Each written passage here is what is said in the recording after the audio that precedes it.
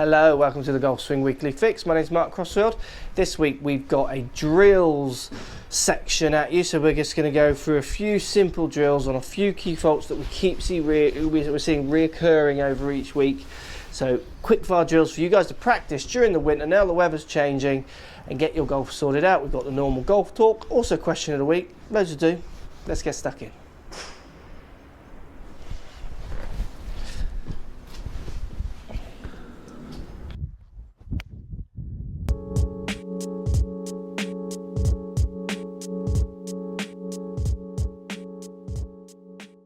Posture. Done it in loads of videos. Let's give you a couple of quick drills just to make sure you're getting your posture right. And posture is something you can really drill off the course. You look at both of these players here, very upright spine angles, and we see not very evenly distributed the way they've got their weight between front and back of their feet. So player 2 here on the right has his weight long way on the toes, then very upright.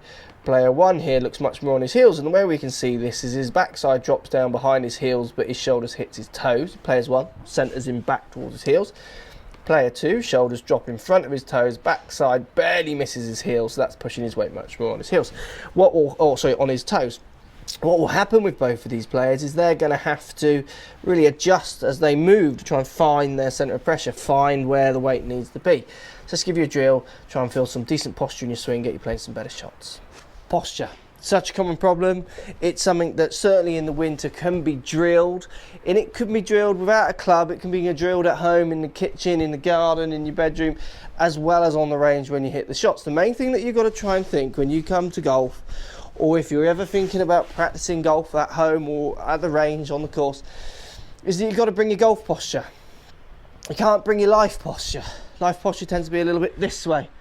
Golf posture is more standing more erect, then leaning forwards, putting some angles in there where your backside goes back and your shoulders go forwards. Trying to find your balance much more in the middle of your feet, near the balls of your feet, rather than so much on the heels with a slouch, which is the most common life posture that we see. So it's about bringing your golf posture. It's a simple drill for you to get your posture set. Get yourself close where you want to hit the ball, and simply take your right hand off the club and just put it down and try and touch the top of your knees. If you can't touch the top of your knees, just bend over a bit more so you can, or if you're finding it so easy to get almost into the middle of the knees, just stand up so you find the top of your knees.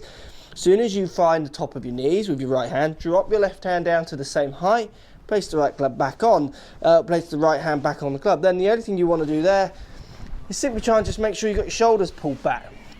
Try and feel like you're almost trying to get your shoulder blades to touch in the middle of your back. So hands touching top of your knees, put the hand back on the club, just pull your shoulders back. You'll find you get a lovely posture which will enable you to keep your balance and certainly work on hitting better strikes. And if anyone who watches any of my other videos, if your strike is good, there's a good chance that your shots will be on direction, as long as your grip, posture, and a few other key fundamentals are in there. Posture's so key to hitting good shots. Shoulders go forward of your toes, backside goes back of your heels. That balances you. Best way to do this, from that right position, just lean over and get your right hand atop, just to touch the top of your right knee. That'll give you the amount of leaning over that you need. Put that hand back on the club and just pull those shoulder blades back. Good posture is always going to allow you to hit better golf shots. So a group of early extenders. Let's give you a good drill to get rid of this forward movement that we see on all of these players. Pushing forwards with their backside. So spine straightening up, extending too early into it. Getting quite off balance on the way through. You can see with every one of them as well, stability around the left foot is slightly questionable on each one of them. You can see them really hanging on to balance with their left foot. So let's give you a drill, try and help with early extension, a common fault that we've seen all through the year in all the videos. Early extension. How often have we talked about early extension? It's such a common fault, and I think I'll be talking about it for the rest of my life. I just think people will always try and hit a little bit out of their boots, try and bust their hips up towards the target like we see these guys doing. I'm sure many more. Great drill for feeling where you should be at impact. First one, give you a couple. This is the first one which you can use when you play and practice. Get yourself set up, good posture. Then what I want you to do is pick your hands up an inch, push them forward 2, open your hips up to around a 45-degree angle. Feel your weight a little bit more on your left foot. Then from there, feel where that stretch is. You'll feel where that's stretching your body. Just turn back to 0 and try and get back into that position, just hitting a few shots. It's a great drill for taking out the temptation to move this way, because what it does, it gives you the feeling of where you should be at impact. So good posture, hands forward an inch, forward 2, up an inch, forward 2, open up your hips, feel your weight move onto your left foot. You'll feel your backside back, just feel where that weight is. Turn back to level, so back to 0, and then just open up. Because you're only hitting the ball, which to you will feel much softer, it'll be easier for you to stay in your angles a bit more, not push so much towards the ball. I mean, the main reason you see people early extend aggressively is because they're using it for energy. They're using it to try to hit the ball harder. They're trying to really thrust up into it rather than just turning through. The other way, but it does mean you're spending some money. You've seen me use these on other videos. Just get some of these balance balls.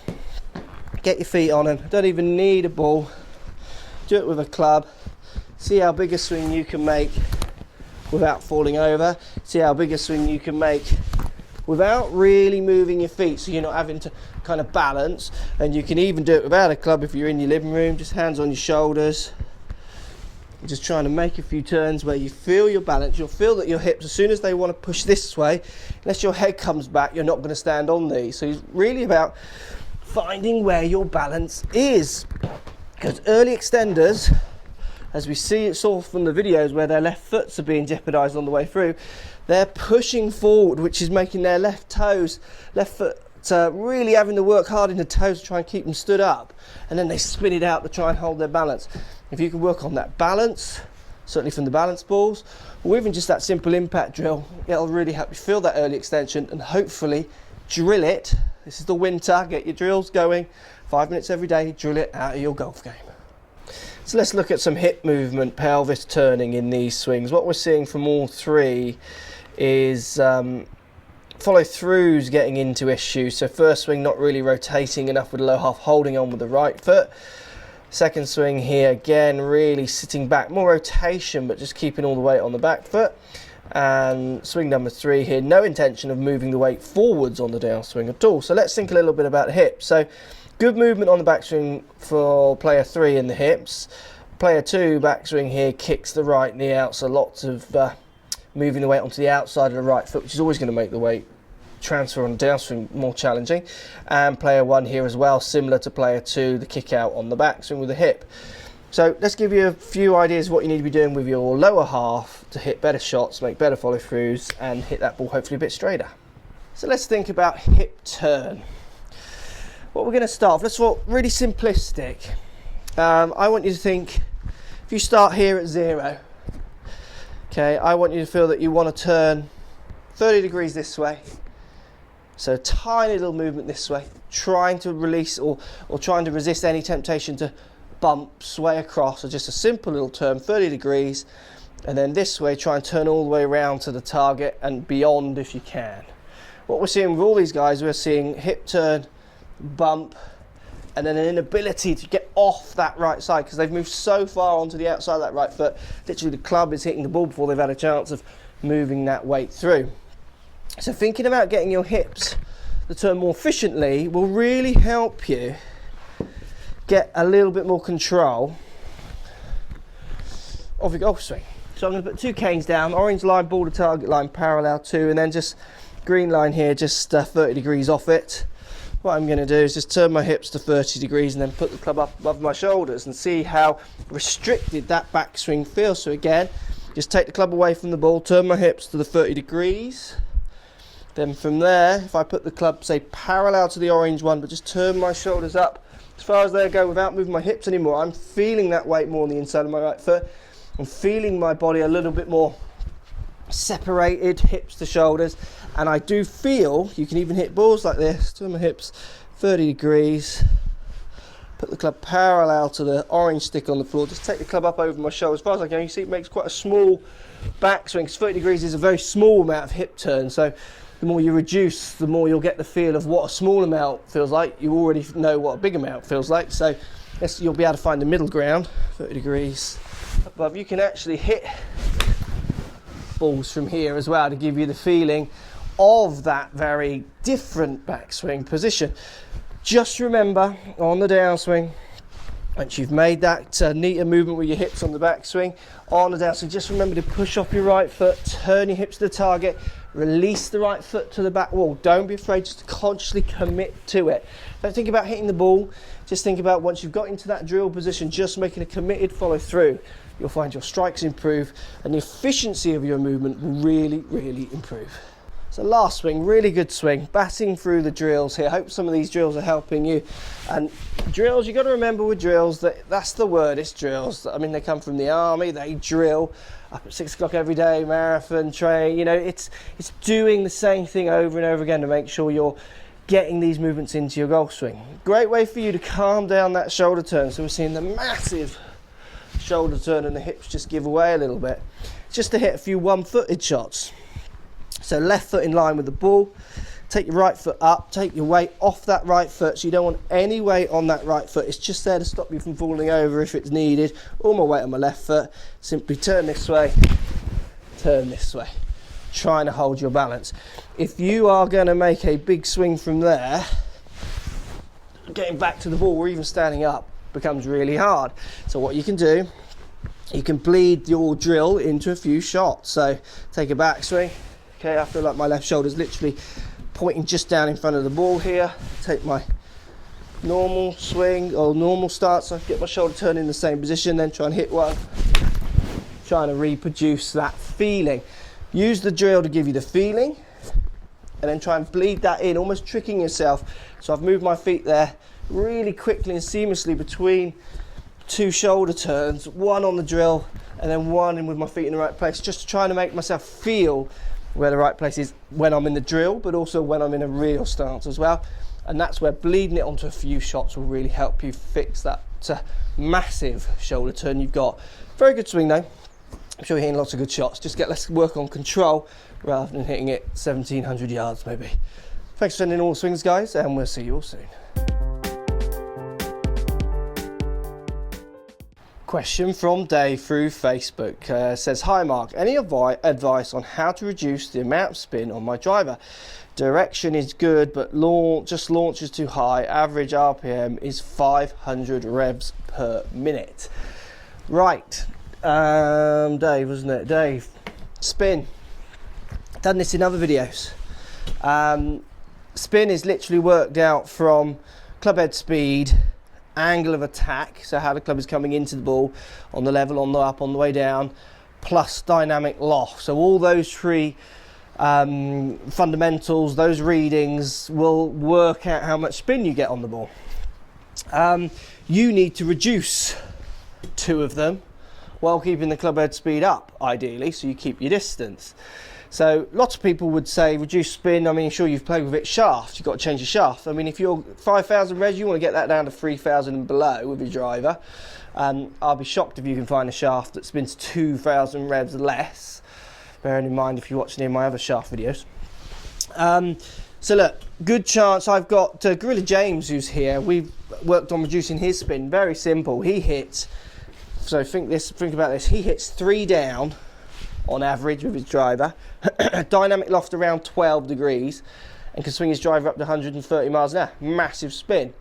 I get him trying to feel that he hits 2 up. His dynamic loft stays the same, or I try to make sure he keeps his dynamic loft the same as he hits 2 up with the same speed, and his spin comes down into much more into the 2.8, 2.7 range straight away, all on swing 4. That's even with him hitting with this 10.5 regular flex shaft, which again, if you go back to my shaft videos, you can see this is fine tuning. So what I've done for Gorilla James, for instance, if you're spinning it 5,000 revs, it could be 100 things. Just one thing to bear in mind. But main advice, get to your pro and get on the launch monitor and work out why that spin is there. Your technique, not the makeup of the club so much, within reason. What we did with James was hitting down on the ball a lot. He had a very level pelvis as he came through to hit the ball, so wasn't really getting this moving much higher than his right hip as he came through, which was making him hit quite level to down at the ball. I simply said to him, hit some shots, try and feel that your left pocket is getting as high as possible as you come in to hit the ball. As soon as he did that, if I hit one here, so I've hit that ball there, 3 on the way up. And what's happening now is the spin on that is around 3,000 revs. If I change the way I swing and simply try and use the same club head speed, 100 miles an hour, I hit down on the ball without reducing the dynamic loft too much, which I've done there, 5 down, and that's gone up to 4,500 revs. So if you can get, you've got to think about those 3 numbers, and to get those 3 numbers correct, you've got to get to a pro who's got some information or some data that you can give you to see what those numbers are about: angle of attack, dynamic loft, club head speed, and then in your swing work out a way of trying to improve 2 of the numbers while keeping the club head speed up nice and high. Like I say, for Gorilla James, who appears in some of the other videos, simply getting his left pocket higher than his right was his feeling into impact, instantly got him hitting 2 up, and it changed his spin by like 1,500 revs. He's been to major fitting centres where all they do is give him heavier shafts, which in theory is just slowing his swing down. Like, we don't want to do that. We want to keep his swing speed increasing. He's Gorilla James, he's got to hit it miles. So reduce that spin. You can look at shafts, you can look at heads. Yes, that's fine tuning. Really look at your movements, see what they are. If you know any other data, send it to me. I'd like to have a look at attack angle, dynamic loft, club head speed. If you've got that, let me see it. It'd be interesting to see what it is. Thanks for watching. Hope that helps. So let's talk angle of attack. This is something you'll see in lots of my other videos. You'll see it if you start going to fittings with people with decent equipment. So angle of attack is basically as simple as it sounds. It's the angle the club attacks the ball. So descending, on the bottom, or on the way up. So if you think about your club doing a hoop around your body, it starts on the ground, it moves up, comes back down to the ground, then moves up. What angle is that club attacking that ball at as it comes in to strike? Now, angle of attack will have a serious effect on lots of factors. Spin, it'll affect then on distance, serious effect on quality of strike, it'll affect how you interact with the ground or not. So angle of attack is one thing when I'm teaching I really look at closely. If the angle of attack isn't right, hitting a good shot with certain clubs is near on impossible. Or what happens, and this is the most common thing I see, is massive alterations happen, grips, stances, to try and compensate, or often the other way around. So if I think about my 7-iron here, I want to be hitting a between with my club head speed 3 or 4 degrees on the way down. What happens if I'm hitting a 7-iron 3 to 4 degrees on the way down? Then my club direction, the path my club is travelling on, so as in the whole shape of the swing, will change subject to if I hit the ball on the way down or the way up. And I'm doing that subconsciously, stroke almost consciously, but so subconsciously now. But if you're not aware of these factors, then it's going to be really hard for you to control your shots. So angle of attack. What changes angle of attack? Well, like I said earlier, grip can really alter the way people attack the ball. Posture, stance really alters the way people hit the ball as well. But the main thing you want to think about with angle of attack is simply identifying what is your angle of attack and then going to a specialist, go to a pro and talk about how you would want to fix that. Or if you just can't identify it, go to a pro and talk about it with them. Say, look, I want to check my angle of attack. How's it working? Am I hitting on the way down? I never seem to take a divot with my irons, all these kind of questions. And go and get it sorted out, because you'll find if you get your angle of attack sorted out, often your golf will improve, and certainly your understanding of what you're trying to do in your golf will improve as well. The most common problem I see with angle of attack is people hitting on the way up. 7-iron hitting on the way up. Think about it, if the ball's on the ground, how can I hit it successfully every time on the way up? Can't get below it, it's on the ground. So if I'm catching it on the way up, there's often my club catching the ground first. There's your duff shot. If it doesn't catch the ground first and I'm on the way up, it means I'm going to be up the equator of the ball. There's your horrible stingy fin shots that go low where you lose your distance. You want to identify why you're getting that wrong and then work on fixing it. Hope that helps. Thanks for watching, guys. Let me know what you think. So if you like what's going on here, don't be afraid to subscribe to the channel. Also thumbs up the video, post comments, love to hear what you guys got to say. Let's keep it social. The more we talk, the more we share, the easier this game will get for everybody. So if you want to find me on Facebook here, you can find me on Facebook. If you want to tweet me, find me on Twitter here as well. Just follow the links, all in the description. Come and join the show, get active, get involved, get playing some better golf. Thanks for watching.